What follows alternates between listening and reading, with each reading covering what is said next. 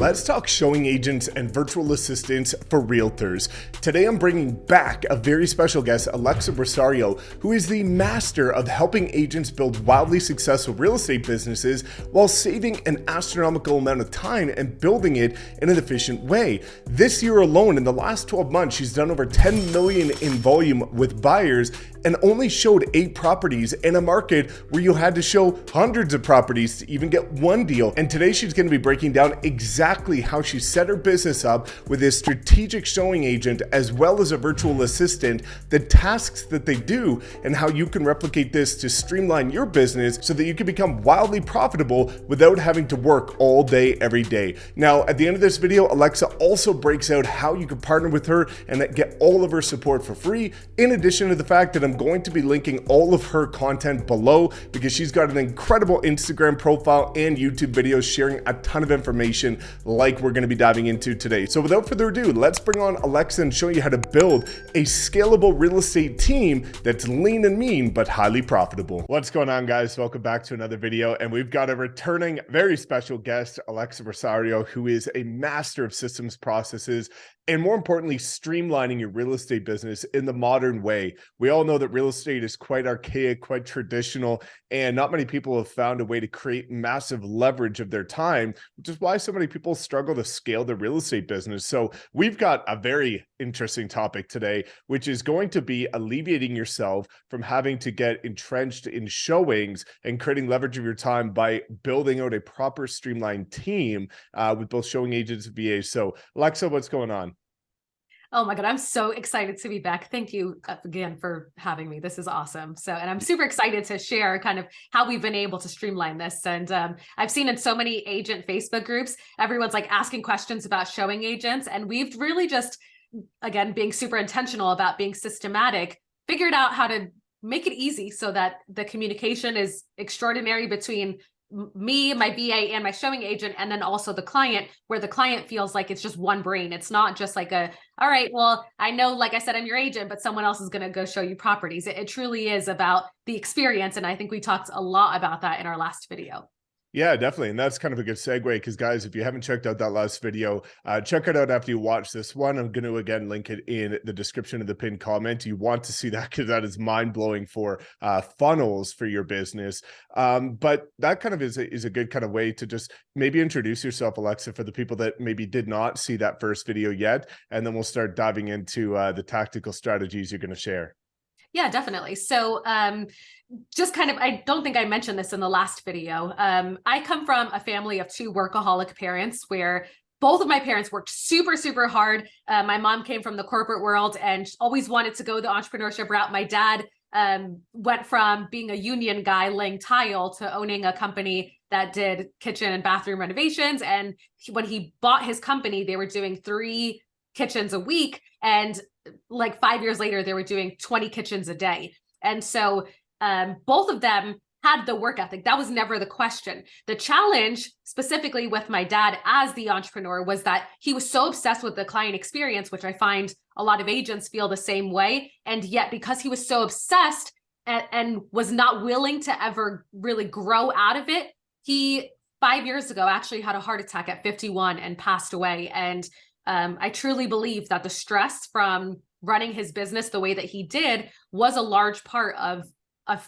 that happening. And so I decided, as part of my kind of healing, not to like go all dark and everything, but truly like this all of the systems that I'm so passionate about come from a true place of pain, because I never want to build a business that I have to sacrifice my life for. And I find that a lot of agents are like, I do this for my family. And I remember being the kid of someone who used to say that. And I remember the resentment that I used to have, because as a kid, you don't want to hear that the thing that's stealing your parents away from you is the thing that they're doing for you. You want it, like, you would just rather have your parent. And most kids don't even know, like, I've heard so many kids who come from poverty say like, I didn't even know we were poor. So truly, like, understanding that your kids and your family really just want you, and you can still build a successful business without you having to do everything, ultimately is really the core passion that comes from all of this. So this year, I'll close around 10 million in volume.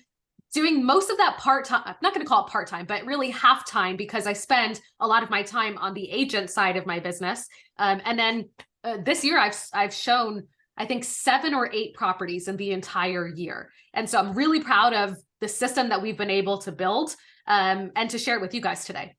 Yeah, I'm really excited about this. And I know that, I just think it's so powerful because, there's beauty that comes from tragedy. And I think, this is even near and dear to my heart because I'm very much like that. And just being, immersed into the ecosystem with you and Louis, which we'll get into later, it's really helped me see a different opportunity and see business through a different lens, because I've been that guy for the last 6 years, 16 to 18 hours a day, 7 days a week.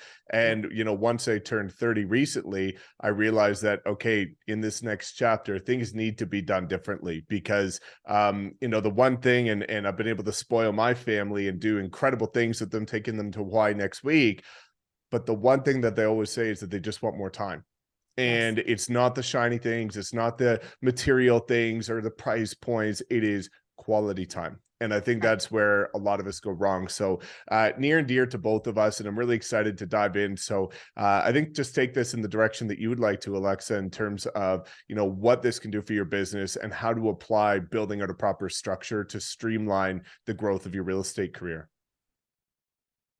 Yeah, definitely. So I think the first thing to address is the fact that you can do this in a way that gives your client a better experience than you being the person to do it. So I think a lot of the fear comes from like, well, if I'm not the one showing them properties, then my client is not going to be my client, or my client's not going to be happy, or they only want to work with me. And I think there's enough content, there's enough videos, there's enough teams that have talked about like the client doesn't care about you in particular. They care about the experience that you represent. And so you and I have talked a lot about experience in terms of the way that the client feels throughout the transaction. It's not so much you having to be the person doing everything. And Gary Keller, who is an incredible name in real estate, always says that the client doesn't need you on demand. They need information on demand. And so being able to separate the two truly is where this comes from. So in terms of like addressing the handoff, because I already know that that's the belief going on or bouncing around in between the ears of the people who are listening right now, is it truly is about the way you present it. So the conversation I have with my buyers during our consultation, which we talked about in the last video, is the fact that when you present it, it basically goes like this. I'm going to use you as my buyer, Mike. So be like, hey, Mike, you know what? I know that the perfect property for you guys is out there. And so as you guys can see, like we've asked a ton of questions. We've really gotten into the nitty gritty of really finding the property that's going to be the best for you. And would you agree with me that your time is important to you? And now that we know what your must-haves, your deal breakers, and your nice-to-haves are, we don't need to see every single property on the market. We need to see the properties that are the best fit as quickly as possible. Would you agree with me on that? Yes. Yeah. Awesome. Most of my clients definitely feel the same way. And what I found is I never want to be the roadblock or the reason that we can't get you into one of those properties quickly enough. And so for that reason, what I've done is actually hired and trained a showing agent to show property exactly the same way that I do. Because ultimately, you don't need me to be your Vanna White and to be like, this is the kitchen and this is the bathroom. Like you're going to know when the property feels right. And ultimately, whether it's me or my showing agent, her name is Kathy, showing you the property, we're going to ask you the same question. And that question is, on a scale of 1 to 10, how do we feel about the property for the price? And if you give us an 8.5 or a 9.5, we're going to tell you that it's time to make an offer on the property. And that's not because we're being pushy. It's because the goal is to buy a property. And I'll be honest with you, Mike, it's been very rare that I've ever had a buyer who's given me a 10 on a property. And when they have, it's usually out of their price point. Is that fair? Yes, definitely fair. Okay, awesome. So with that in mind, anytime that you want to see a property, you're going to go on to, when you get the notifications in the MLS, you're going to hit that heart button, and that's going to let us know that you want to see it. And from there, our admin team is going to reach out to the listing agent, make sure that it has all your must-haves, all your nice-to-haves, none of your deal breakers, and it generally fits everything you're looking for. So, like the association fees, the taxes, all that kind of stuff. From there, if all of that makes sense, then we're going to go ahead and schedule that showing, and you're going to go see it with Kathy. Now, she's updating me while you're in the property and right after you leave, how you feel about the property. And I have to tell you, I've seen so many properties that once you see, a few hundred properties, you realize that there's only so many things that can be different. And from there, when you tell us you want to make an offer, we're going to go ahead and get that drafted up for you. We're going to make sure that we get you the best price that we can. That's also going to get your offer accepted. And that's how we're able to give you the best experience. Does that make sense for you, Mike? Definitely.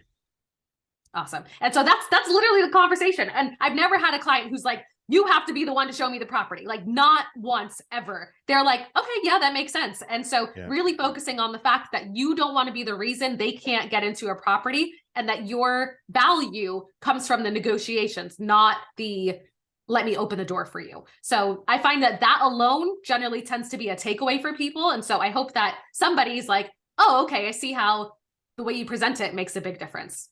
Yeah, 100%. And I think a lot of it comes down to framing and context, because when you see a lot of people go wrong, it's because they think that they're in a position where it's like, okay, I'm going to outsource buying. And what happens is you reach out to Alexa and it's just like, okay, here's Kathy. She's going to do all the work. And that without framing the value, without giving context as to why this is beneficial for them and not just you trying to get out of the equation, then that's where people feel like they're being passed off or given away. And that's where that, negative kind of emotional state comes from. Whereas when you give the proper framing, like you just did, how can you argue with that? Because you just present it in a way where it's like, this is incredibly valuable to me. I want to get in and I want to see things when I want to see it. And I don't want to have to wait and bother you. So I think that's really cool, because it simultaneously addresses a lot of the pain points that you already know people are going to have. So you can bake that in to that conversation, which is super cool. Yeah, definitely. And one of the things we talked about before is the fact that as the market shifts, you're going to start to see that this skill base is really going to become more important. And so focusing around the client experience and being able to focus on lead generating, lead follow-up, and negotiating contracts is truly going to be how you kind of really develop those skills and make sure that your business continues to grow and you're not showing a million properties. Because I think you would agree with me. I think the two most annoying parts of the business are like the actual showing of the property, and second is scheduling the showings and doing the back and forth. Can you show it this time? Can you show it this time? Our VA takes care of all of that. And so my mental bandwidth is so much greater, and I can actually focus on the emotional connection with the client rather than like the being chaotic because I can't get the listing agent to respond to me. When I have our VA who takes care of all of that, we have the showing agent, and my only job is focusing on the client experience. And truly that has been just a world of difference in the way that we've been able to provide value.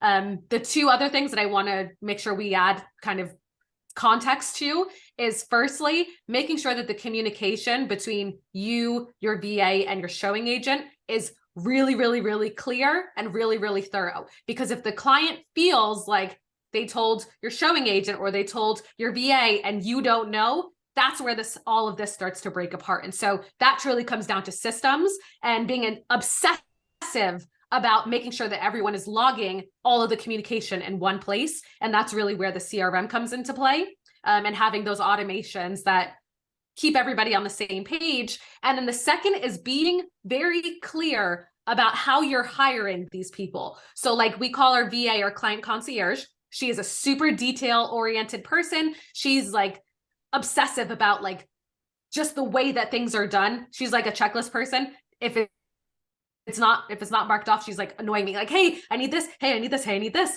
And so I needed that person to be obsessive about the details.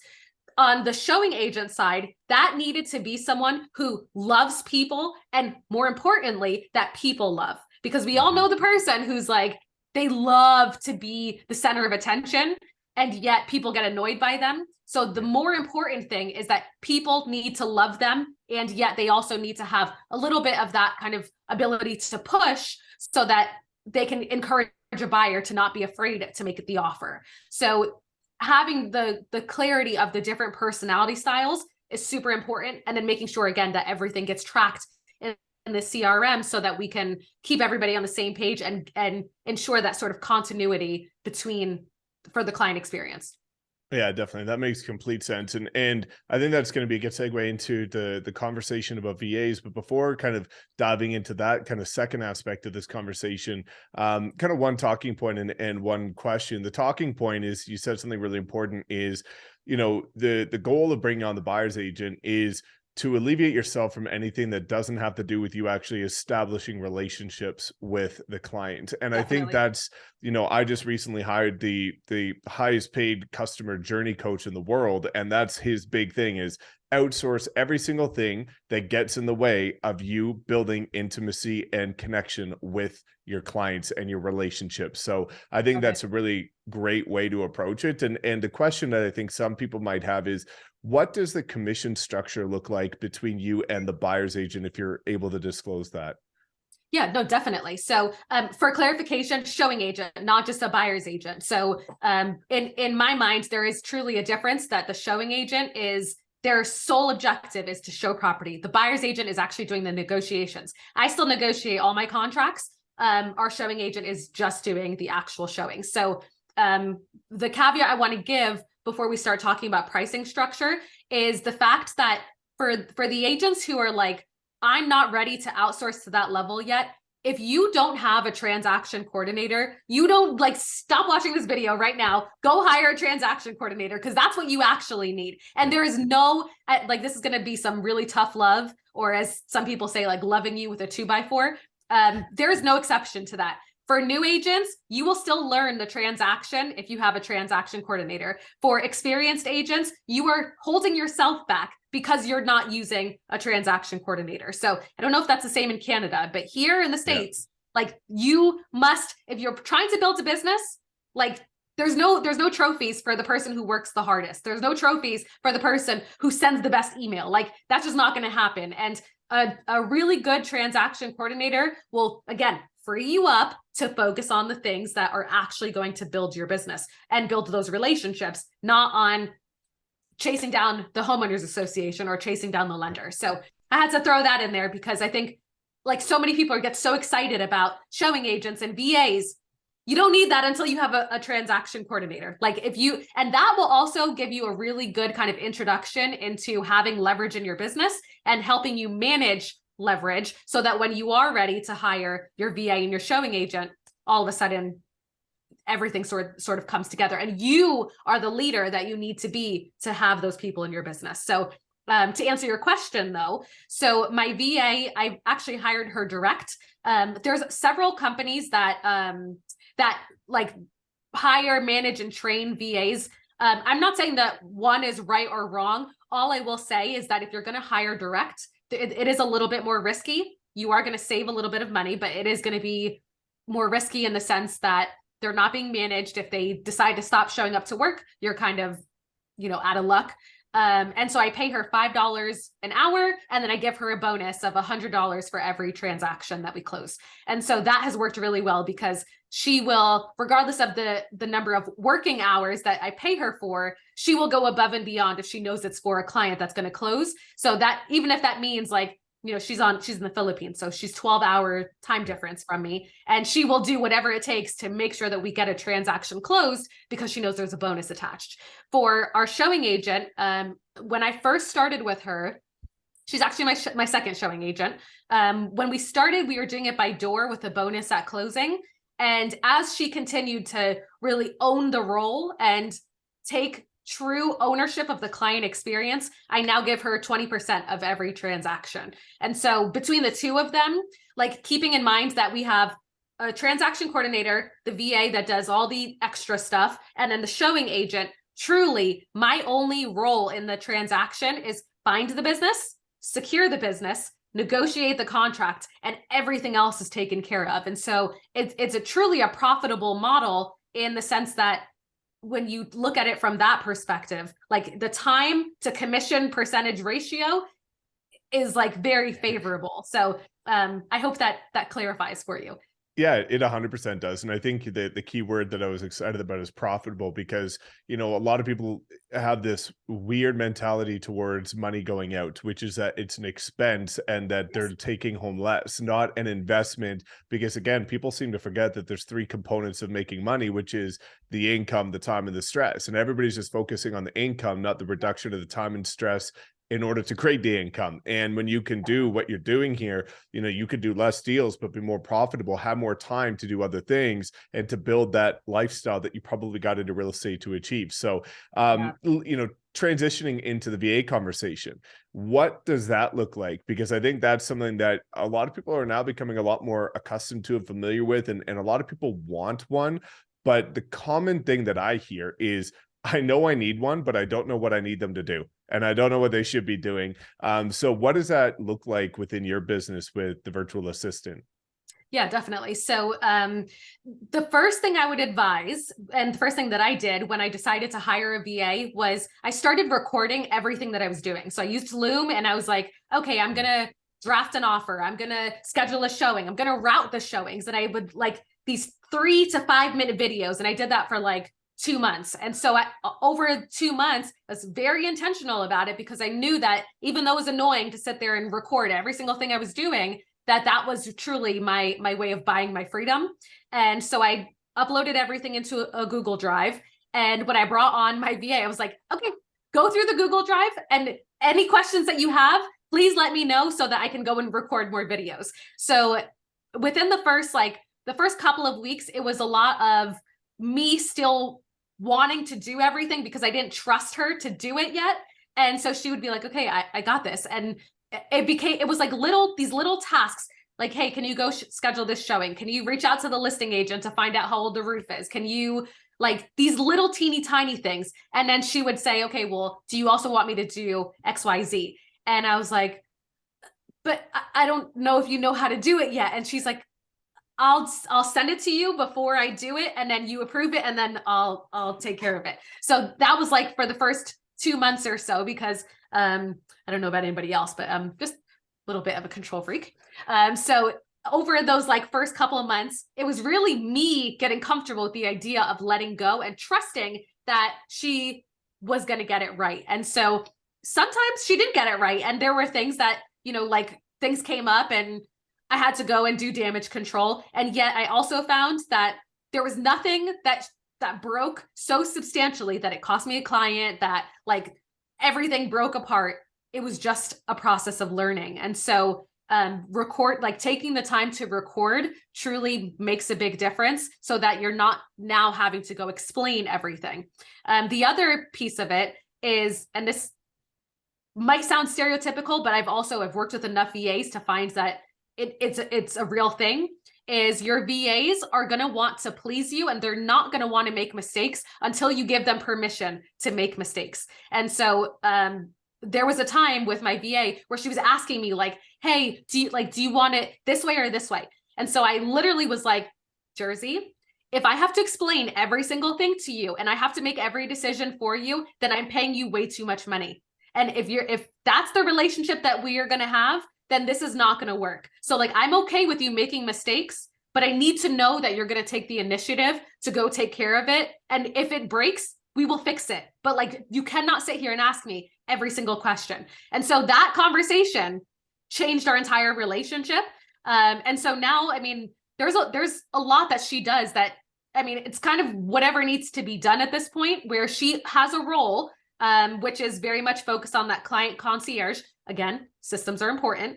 Checklists are important. Making sure that you have the tutorials and you have the email templates, like all of those things come into play when you're hiring, training, and managing a VA. And then she fills in the gaps of whatever other stuff needs to get done.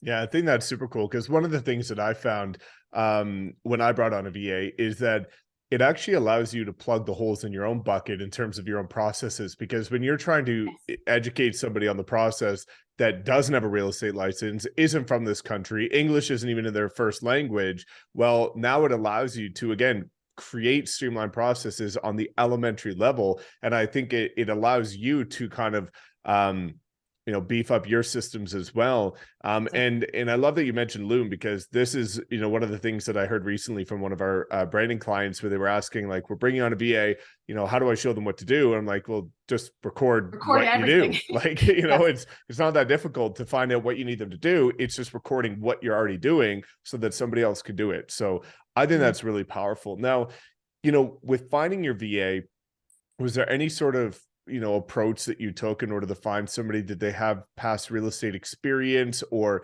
did you kind of just train them from the ground up? What did that experience look like? Because I think, the one thing people again seem to forget when looking at investing into a VA is that there is a learning phase, and there's going to be something where it's the notion of like 2 steps back to take 20 steps forward. You have to understand that this is not, hey, they're coming in for $5 an hour and tomorrow they're a rock star and they're going to crush everything. Like, go in with the mentality that, hey, this is like probably a quarter long of a journey to actually dial everything in, because that, slow down, if you will, is going to allow you to speed up for the rest of your year. And I think that's kind of the concept that a lot of people struggle with.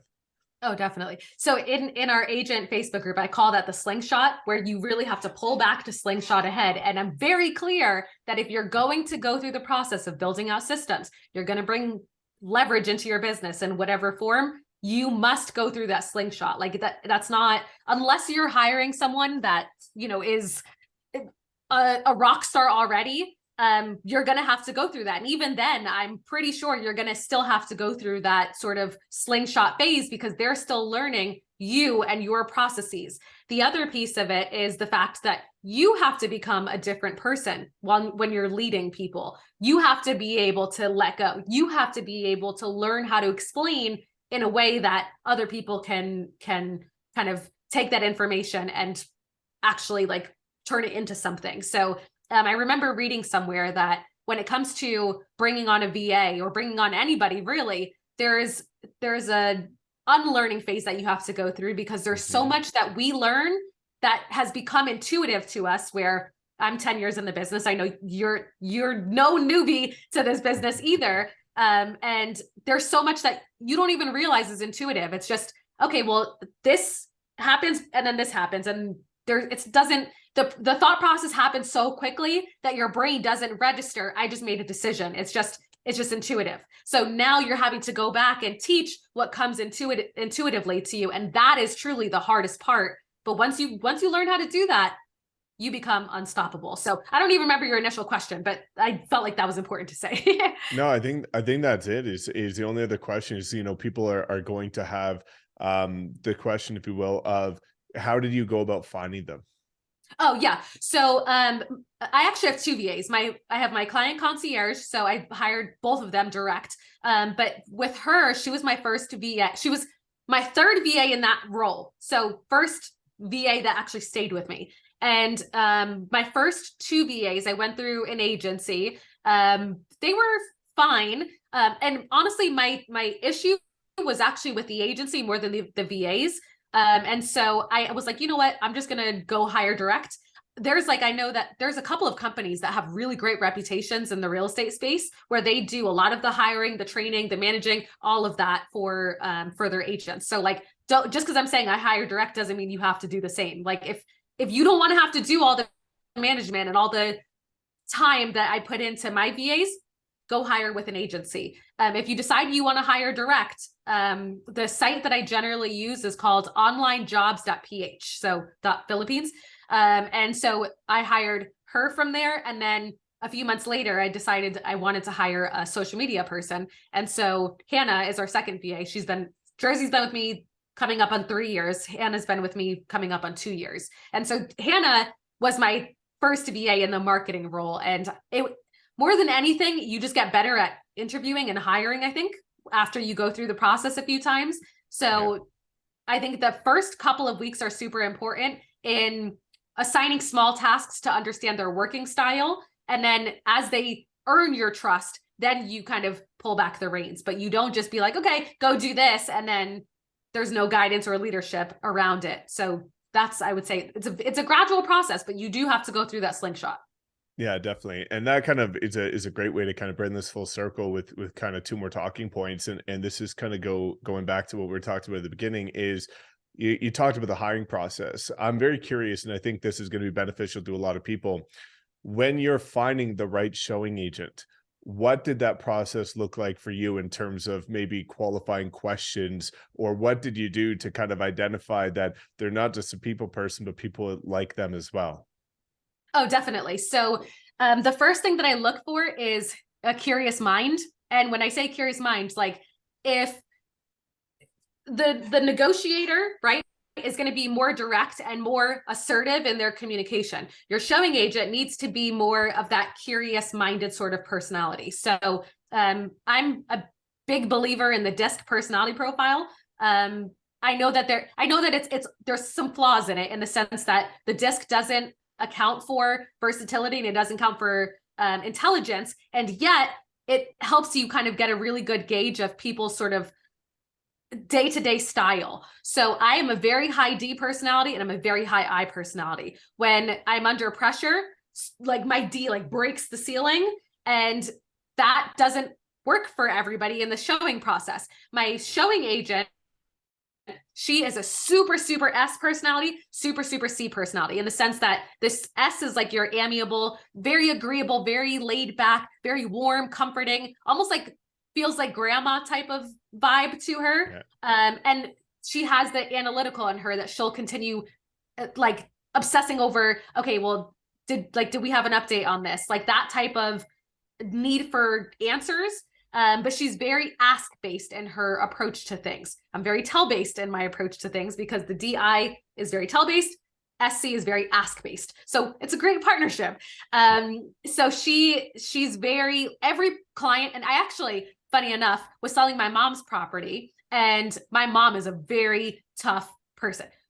Amazing human, but like when it comes to business, she's very critical of people. So she was actually, my mom was the first person that she showed property to. And so I called her after and I was like, hey, so what did you think of Kathy? And my mom's like, oh my God, I love her, blah, blah, blah. And she went on for like 20 minutes about how much she loved her. And my mom comes from a corporate as well. And so if she can deal with my mom, I knew that she could deal with anybody. And so really, but like I said, really focusing on that SC personality. And like we could get into like all the nuance of how much S, how much C. They need to have some I, in the sense that they can have a conversation and they're not shy.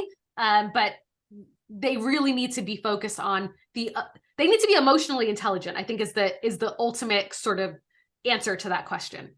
Yeah, no, that's perfect. And I think, one of the last things I'd love to have an understanding of is, you really leaned into the talking point of communication and making sure that that is very streamlined between you, the showing agent, and the VA. Are you using any specific software to consolidate and streamline that communication? Because I think that's going to be an important thing for people to have an understanding about. I'm glad that you asked that, because I wanted to make sure we covered that. So would you mind if I share my screen so I can just show you how this all works together? Yeah. Okay. So let me go ahead and on over. So as I mentioned, when Kathy shows a property, we have a form on my site. It's a sub funnel, I guess you could call it. Like it's a separate form where it's literally just 5 questions: is who is a showing agent, what's the client's name, what's the address, what did they rate it, and then any details that I need to know. So Kathy has been very detailed in the sense that she's been like, if there's something in particular about the property that I need to know in order to better negotiate the transaction, she's very thorough on that. So going into, I'm just going to go back to Claudia for a second. So in this particular situation, her offer was not accepted. And so making sure that you have the automations built around the entire process. So whenever there's an event that happens, it all takes place in follow-up boss. So once that form comes in, then it notifies Jersey to actually draft up the offer. And so it updates her stage to negotiations. That sort of flow runs. And so from here, once my VA drafts up the offer, I review. That's part of our licensing here in Florida. So I review it and I'm the one that sends it to the client to sign. Once it comes back, we have I'll show you in a second. We have a template that goes out to the listing agent. And then I changed the stage to offer submitted. And so it updates everybody. Hey, the offer has been submitted. Just letting you know, it's going to ask for an update in 24 hours. 24 hours later, it asks for an update and it says, hey, what's the status? Is there a no update? Is it in negotiations? Is it accepted? If it hasn't been accepted, so on and so forth. If I don't update this, it's going to ask me every single day until I answer that about the question. So in this case, at this point, there was no update. So I changed it to no update. It added the note for everybody to see, hey, there's no update yet. We haven't gotten an answer yet. And it notified the buyer, hey, by the way, we don't have an update yet. As soon as we have an answer, you'll know. 24 hours later, ask for an update again. And so at this point, we now didn't get the offer accepted. And so I changed it. We have a stage in here called back to showing. And so it basically adds this note and then changes them back to the active client stage. So now nobody ever has to say, hey, what's the status of XYZ? So we all are on the same page of exactly what's happening. And given the fact that here, I can see exactly what they loved about the property, I can call the client and say, hey, Claudia, I know that you said you loved the kitchen in that property, but you were concerned about the placement of the refrigerator. Like whatever it is, we can address it in that sense. The other piece of leverage in terms of systems, if we're being really specific here, is the fact that you can also incorporate your lender into your systems. So with this particular buyer, so we have a stage in here called refer to lender. And so when you refer them to the lender, it then adds my lender to this contact. She gets notified like, hey, this person's ready to be qualified. She now has access to every note I've ever taken about that person. And then if we go down here, you'll see it's the same process. So it's asking like, hey, what's the stage? Are they qualified? Do they have bad credit? Do they have a down payment issue? Whatever it is. And it's going to continue to ask until she gives an update. So here she logged the phone call and then basically it ended up being a tax or income issue. So she changed the stage. It updates all my automations. And so now, like if I go back into, I did most of my phone calls for today, but you'll see that there's like, these are my hot people. So I always know who I need to be following up with. And because of how we built the automations, I'm focused on, let me just clear this list for the day, not on who do I need to call and what is the status. And I'm not sitting here like I love my lender. I love my showing agent. I love all of them. But at least when I spend time with them, it's focused on how do we make the business better, not what's the status of this client. And so that truly is the beauty of when you build a really powerful system and you lean into automation, it can actually power those personal relationships, not take away from it. Yeah, I love that. I think it's so incredible. And it always goes back to the same thing, which is building a proper foundation by leveraging your CRM. And I think this kind of leans into the last thing we always like to talk about, which we briefly touched on in the last video, which is, there's an opportunity for people to get your support with things like this, and to have your direct mentorship on being able to streamline their business, which I think is a super cool and valuable opportunity. So, we're now business partners. We also have Louis involved in the mix who, has his own value proposition. But why don't you talk to people about what it looks like now to partner with you and be able to get your support in addition to ours? Yeah, definitely. So I'm super excited about this. Like I'm very much a value-based person. My fiance always says like, I'm a mind reader, but it's not that I'm actually a mind reader. It's I pay attention to how people feel about something and like, how can I add value to that place? And it usually ends up being the right value offer because I try to be really intuitive and really connected to the person. So when I met you, this sort of alignment just made perfect sense. Like it was truly divine intervention in the sense that, we talked about it before, you have the marketing genius, Louis has the like productivity, time management, like being just a badass in the way that you spend your time. And then we have the business systems. So it's like this little trio of just powerful automation in the best way possible, where it enhances your life and enhances your business rather than taking away from it. So for the agents that decide to come to EXP with me, you're going to get access to all of that. And so we're super excited about this. Like I've literally been talking to Michael like on a regular basis at this point, just to make sure that this process is going to be so seamless and so valuable for the agents that decide to join us and get into business with us. Yeah, I couldn't be more excited about it. And again, we kind of, I think guys, as mentioned, check out the other video that we talked about, because you'll really see the immense value that Alexa's providing, and it's coming from such a good place in her heart, and seeing how much she genuinely cares about the agents in her ecosystem, in her groups, and the ones that she partners with. So I'm really excited about this. I think this, the pairing of the showing agent with the VA is a really great contextual, kind of strategy to people as to what they can do to start to create what I refer to as a real business. You're no longer a solopreneur, but you're an entrepreneur. You've got people to manage. You're going to learn a lot, but it's going to allow you to create that leverage that a lot of people are looking for, which is going to be that catalyst to growing and scaling their business in a seamless way. So guys, as mentioned, I'm going to link all of Alexa's content below, her social media profiles, her incredible websites where you can go check out some of the tools and resources she has for agents, as well as the opportunity to book a call to partner with her. So thanks so much for tuning in. As always, go check out all of her stuff, and we'll see you guys in the next video. Bye. Thank you so Cheers. much.